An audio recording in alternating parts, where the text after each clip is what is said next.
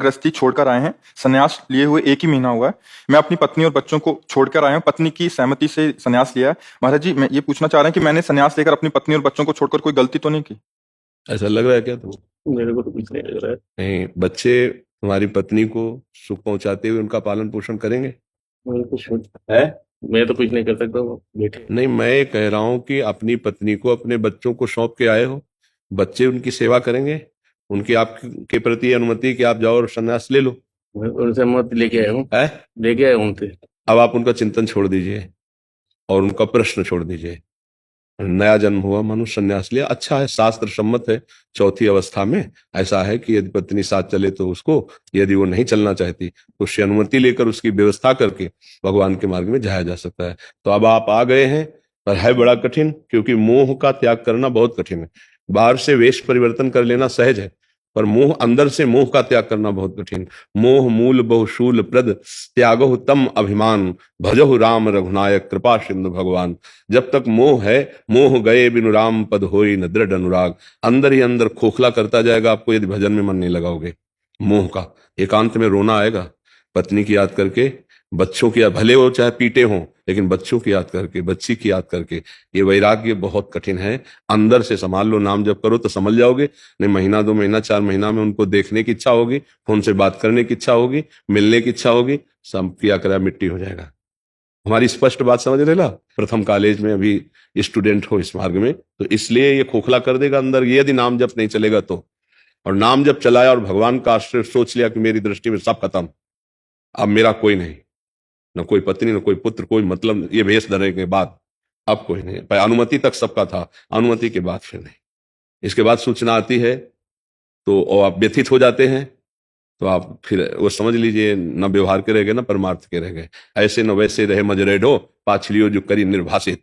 नहीं, अब मृत्यु का वरण करो और शांत भाव से निरंतर नाम जप करो। चाहे जितना कष्ट आवे विचलित मत हो, सुख सुविधा का भोग मत करो, सब भोग लिए हो, सब भोग लिए, असुविधा से भजन करो। ब्रजवासियों की टूक मांग के खाओ, वृद्ध शरीर है, सब्जी आदि की व्यवस्था कर लो और एकांत सेवन करो, तो भजन में रुचि हो जाएगी। भजन में रुचि नहीं हो, अगर भंडारा और व्यवहार में फंसे तो मोह को नहीं रोक सकते। 50 वर्ष का अनुभव वो आपको खा जाएगा, वे नाटक रह जाएगा, और 10 20 50 हजार इधर से कमा के उधर भेज ही दिया करोगे, इसके बाद नरक जाओगे।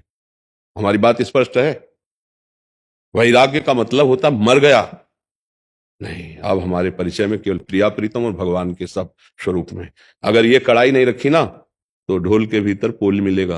ये खूब अनुभव की बात कहते हैं। 5 5 रुपया 100 रुपया जोड़ोगे, बाद में वहीं दे आओगे, इससे बहुत बड़ी हानि हो जाएगी। अब नहीं, आपका कर्तव्य है। जैसे हम बात कर रहे हैं ना, तो आपके अंदर की जो हिम्मत है वो मजबूत होनी चाहिए, टूटनी नहीं चाहिए, इसलिए बात कर रहे हैं। पर हमें ऐसा आपके आंखों से लग नहीं रहा है कि आप, ऐसा लग रहा है कि कहीं टूट ना जाओ। है? नहीं टूटूंगा। आज बंसी बट मेरी टूट जाएंगी, है? मेरी बंसी बट टूट जाएंगी फिर, और बंसी बट का मैं ही संभाल करता हूँ। अब आप देख लो, संभाल बंसी वाले के चिंतन की कर लिए, वहां भी ये चढ़ेगा। चलता है, मैं नहीं लेता हूँ कुछ भी, संभाल गुरुजी को दे देता हूँ। बहुत, हाँ, संभल के रहना। आखिरी मंजिल अगर पार हो गए तो पार हो गए, लड़खड़ा गए तो गिर गए।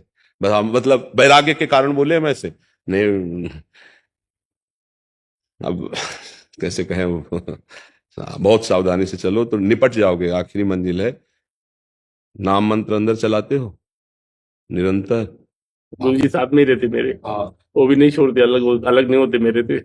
मैं जाता हूँ थोड़ा सा इधर उधर तो रोने बैठ जाते गुरुजी हमारे।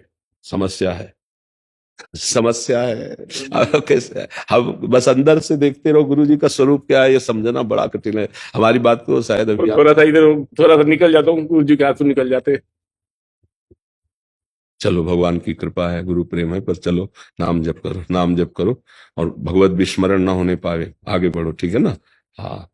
गुरु निरपेक्ष और चेला आसक्त, उल्टा है यहाँ। गुरु, जानते हो परमार्थ का महारथी गुरु कैसा होता है? निरपेक्ष, अपेक्षा नहीं, आए की उज्जत नहीं, गए की तलाश नहीं, निरपेक्ष। और शिष्य आसक्त, चाहे गुरु का कितना भी प्रतिकूल स्वरूप हो जाए, प्राणपण से उनकी सेवा और उनका चिंतन। बहादुर बनो, आगे बढ़ो, नाम जप करो, गुरु सेवा में रहो, और चिंतन को पकड़े रहना, चिंतन न छूटे। चिंतन छूटा तो समस्या, माया, अभी तो शुरुआत की है ना, माया प्रलोभन फेंकती है या भय फेंकती है। दो में कोई न कोई एक काम कर जाता है, अगर काम ना कर पाया तो फिर भूमिका बदल जाएगी, फिर हृदय में स्थिति आ जाएगी। ठीक है, खूब नाम जप करो, भगवद आश्रित रहो, और परिवार से अब ये सोचो मत कि अपराध बनाए कि नहीं, नहीं कोई अपराध नहीं, क्योंकि भगवत मार्ग में आपने सम्यक व्यवस्था कर दी। अब पैसा मत भेजना, बाबागिरी का पैसा मत भेजना, नहीं तो दुर्गति हो जाएगी। ये जो बाबागिरी का पैसा अपने घर भेजते हैं ना, हाँ बहुत बहुत बुरा घर का हाल भी होता है और बहुत बुरा उस संत का भी हाल होता है। क्योंकि ये जो दूसरे को द्वारा दिया हुआ है, ये साधु सेवा या गौ सेवा या भगवत सेवा के लिए, वो वहीं लगना चाहिए।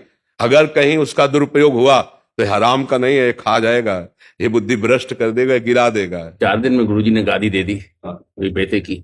ये पैसे जितने भी आते हैं मैं फटाफट अन्न लेके आता हूँ। इतने भक्त लोग आते 500 600 खुद बना के खिलाता हूँ। हाँ ठीक है, वैसे सेवा करो और